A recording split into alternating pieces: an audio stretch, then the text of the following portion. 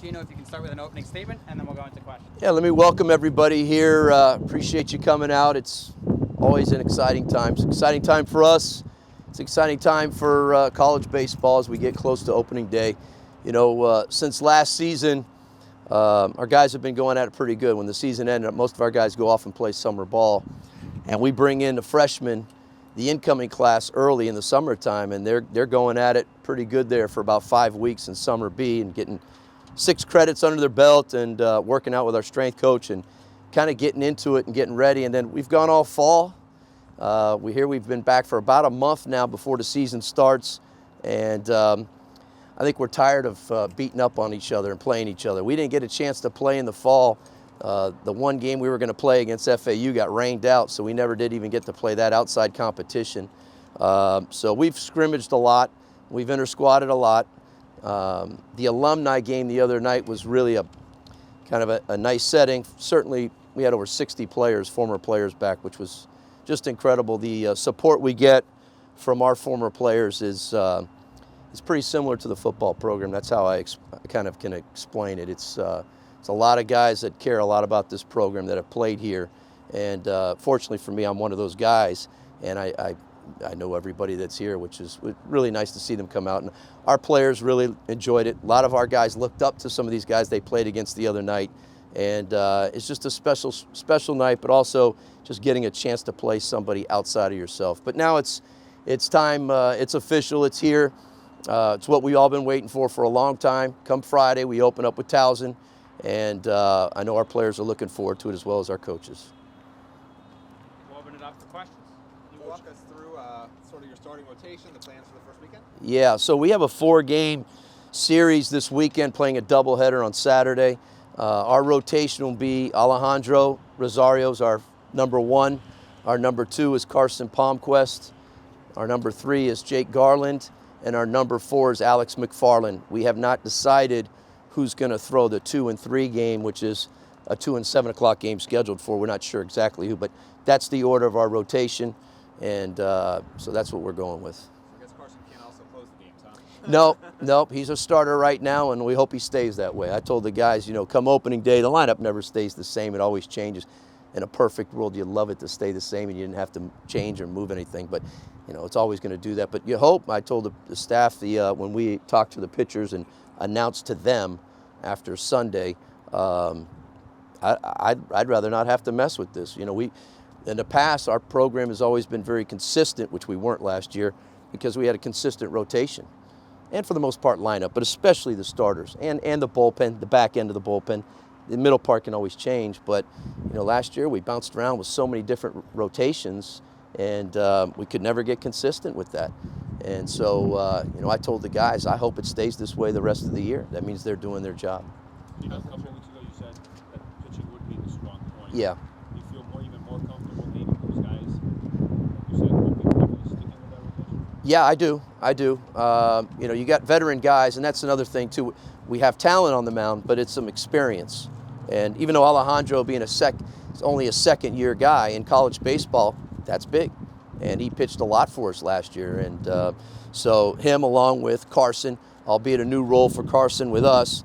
Of course, he was a starter in high school. So, and Jake Garland has started, him and Alejandro started more games than anybody for us last year. And then, of course, McFarland has a lot of experience as well. Those are third-year guys. So, yeah, I mean, we knew that going in. That's going to be the strength of our team is on the mound, along with talent and experience. The question mark, obviously, is a lot of guys, new guys in the lineup.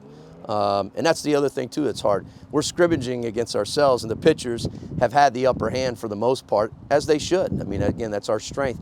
I'm just hoping facing our pitchers day in, day out has really helped develop our hitters.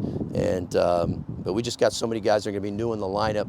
You know, that's going to be something I'm going to look to see. But we got to find a way to score runs. I know that. Coach, so from the start of fall to now, who has progressed the most in your view? In what in just any facet? Well, there's a lot of guys that have made jumps, which is good. I mean, Alejandro Rosario has made a jump in terms of just quality of secondary pitches, commanding both sides of the plate, whereas last year he was more one side of the plate. So he's made a jump from that standpoint. You know, I would say probably Andrew Walters, who's going to have a chance to be our closer, has made a jump with his secondary stuff. Offensively, Yo-Yo Morales was just our most valuable guy in the fall, swinging the bat. Made some big strides with his approach and his mechanics. And, of course, Carlos Perez is another guy that stands out to me as a guy who's made big strides. A defensive guy, but he's really swung the bat well in the fall. And those two guys stick out to me. But all in all, a lot of them have made jumps. Kafis at first base has made a jump. He's gotten stronger. I think he's going to be much more offensive. He needs to be, and I think he will be. And Don Patelli, who's a great shortstop for us, is another guy we're counting on to be more offensive. His strength is defense, but I think these guys have all, as they should, have developed quite a bit in just a year's time. How's that transition been for Carson, going from the closer role to starter again? Well, it still remains to be seen. The thing with me is going to be his durability, and being able to go not 1 or 2 innings. Now, you want your starter to go 6, 7 innings, and albeit they'll be on a pitch count that first outing. We've built them up to about 70, 65. I think their first outing might be 80, 85. And then after that, you'd like, by their second outing, be close to 100. And that's kind of what your gauge, your barometer is throughout the year. But it's going to be durability, holding up. And again, he did it in high school, but it's a different level here. It's going to be much more taxing than in high school, where he just dominated with just anything, I'm sure. But here it's going to be innings where it's going to be a lot of stressful innings, and he's got to get through that, and that takes a lot out of you. So that's going to be something that we hope that he's able to do. But we've been building him up for that. How much has it helped, maybe the second season with the indoor facility and having extra cameras, the Rapsodo machines, and everything? Yeah. How much did you see that benefiting you guys, the first full season with that? Yeah, it helps a lot. I mean, I just told the guys the other day, we got dumped on pretty good. If you saw Sunday, we had a practice after our alumni game in the morning. It was a 10-inning inter-squad. We couldn't get on the field, and we scrimmaged in there. We had the whole team in there. We were able to cover bunting. We went through all of our bunting. We went through, if you can believe this, had to get our gloves. Our gloves got to us a little late, so we had to break in our gloves, which are still not game gloves I'm talking about. They all have a couple pairs of gloves, but they're going to want to wear their customized game gloves come Friday, and they're not broken in. So we spent a ton of time in there breaking in their gloves, turning up the machines, but we scrimmaged. We scrimmaged and ran it as good as we could run a scrimmage with the counts, the outs, guys on base, whatever the hitters did, and coaches kind of judged it. And all the pitchers got to throw, all the hitters got to face the guys. And so I told them afterward, in the past, this was a washout for us. We weren't able to do anything, which was not good. So that's just one day, but we use the indoor facility. We're in there every single day, and it's been huge, absolutely huge for us. You've had a bunch of different lineups, and some of them have been power teams, and some of Yeah. them have been steals and bunt teams. Yeah. This is like a totally revamped group. How would you sort of describe it as a whole? Hopefully it's a balance of both. I mean, we do have some guys that can hit the ball that have power. We do have some guys that can run. Running's gotten harder and harder in our game. Pitchers are so quick to the plate now, it's gotten harder to run like back in the day when you could just run just about on anybody. But we do have both. We have some more athleticism in the lineup, so we do have more speed. I'm hoping that it's a balance of both, that we have a little bit of both that you can turn to when you're not hitting for power, that we can win with speed in the small game. But it certainly is nice to have the power. There's no doubt about that. You're replacing your whole outfield from 2021. One of the guys you added in was Jacob Burke from Southeast Louisiana. Yeah. What have your impressions been of him this fall? Well, he's right away a very good athlete, very tough kid, mentally tough, kind of an old school Miami guy. He's kind of a guy that's got a little bit of all the tools. He's got some pop in his bat. He can run, he can throw, he can defend. He's got a great demeanor about him. He's the kind of guy that's probably, from a fan standpoint, he's going to be a fan favorite just because of how he plays the game. He plays very, very hard. Gino, what did you learn from last season that will help you with the 2022 campaign? Well, I'm hoping just being together more, Susan, is one of the things. We were so divided, in our locker room. We had the veterans down in the locker room, and the rookies were upstairs. And if anybody's ever been up, it's a team meeting when we made it into a locker room. We weren't in the dugout together. We had half of our team. The pitchers were down in the bullpen. Just from a chemistry standpoint, it feels better. We haven't played any games yet. And of course, You know, when you start facing adversity, that's going to be the true test. But it just, if you ask the players, I'm sure they'll say it. I know I feel it. It's just a little bit more of guys are together, a little bit more where we were separated. We had a lot of rookies last year with the veteran guys, and it's just I think it carried over. The consistency of our team was very, very inconsistent.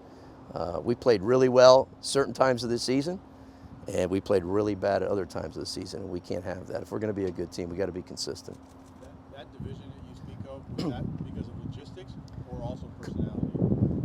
That division. The reason why we were divided, that was just university policy. We weren't allowed to be together in the dugout.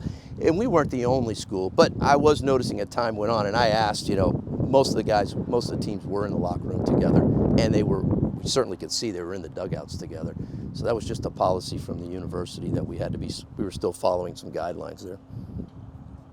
You mentioned Andrew Walters stepping in as the closer. Who else are you looking at to step in those high leverage, big game situations with Carson now as a starter? Yeah, so we have a number of guys. I mean, we got 3 freshmen that are very talented that are going to see action late in the game. 2 are from New York.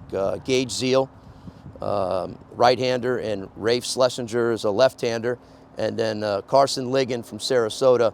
Those 3 guys are going to see a lot of action late in the game when it matters, and along with some other guys, but those guys are guys we certainly are looking at. Alejandro Torres is a transfer from FIU. He's coming off, you know, surgery, so his velocity has come up since the fall. He's gotten his velocity back, just hasn't quite gotten his command the way he needs to be a guy, but he could be certainly a guy. When we recruited him, we thought, boy, this would be a good setup guy. So he's another guy too as well. But we're fairly deep in our pitching staff. So, but those young guys are going to play big factors for us, and they're the future. I mean, we told them the other day, you guys are going to be our starters down the road. It's just a matter of time. But right now, we have some veteran starters that are going to, you know, get the ball early in the season. We'll do a couple more for Gino. You're getting full capacity crowds back at the lake for the first time in almost 2 years. How important is that come ACC play? I didn't hear the first part. First time getting full capacity crowds in almost 2 Oh, years. yeah. How important is that in ACC play? Yeah, well, our park is a great home field advantage. You know, the light's always been that way. And I'm hoping just the fact that we haven't had fans out here for quite some time, and what's going on with MLB and, you know, things like that. I'm hoping that people will come out. I've always said this, Miami baseball, there's no better ticket in the city of Miami. There is no better ticket in terms of price, what you get, the food, the atmosphere. The kids are able to do so many things. You got the Miami Maniac. You got J-Ro, who's been here for over 50 years, the music, and hopefully the product on the field. And I grew up in it, so I could say from past, there's no place like it. It's a great family atmosphere. I'm hoping people will come out and enjoy us. They should be pumped and fired up because you're right, they haven't had a chance to see us for over a year out here. You know, we're always asking you about the College World Series. Yeah. It's kind of cliche by now, Yeah. but I mean, how much, again, do you talk about it with the kids? It's been so long, you know? Yeah. They don't really know the reality of it. Yeah, it's 2016, so nobody here other than the coaching staff was there. Yeah, so it's something you talk about, but it's not something you're harping on. Basically, you know, your focus as a coach is getting these guys ready to play. The process takes care of itself, Susan. And if we don't play consistently, there will be no Omaha. We understand that, and that's something we got to make sure we do a better job of. The team at the end of the year, it's the hottest team is gonna get it. You know, NC State, to me, we went to NC State last year early in the year and beat them 2 out of 3. NC State, in my opinion, was the best team in the country last year, and it got taken away from them with the COVID. You know, they had to forfeit games in the World Series. But them in Virginia, and we beat Virginia 2 out of 3 at Virginia, and they're both in Omaha. There's a lot of different ways to get there, but just being inconsistent and kind of all over the place with your pitching staff and scoring runs, you know, are not good recipes for that. So if we take care of that, then the other stuff takes care of itself. Any other questions for Gino? Coach, what stands out to you most about Last the question. Coach, what stands out to you most about the ACC this year after how competitive it was last year? I think it's going to be more of the same. I think it's going to be very similar. Very deep. The conferences, you know, when you have a team like Notre Dame finish at the top of the ACC, you have Pitt and Virginia Tech, if I remember correctly, were ranked in the top 25 for quite some time. These are teams that are normally not at the top, and they were good. They were good teams, and so it's deeper. Last year was tough. You know, they added 6 games to us in the conference, so we ended up beating up on each other.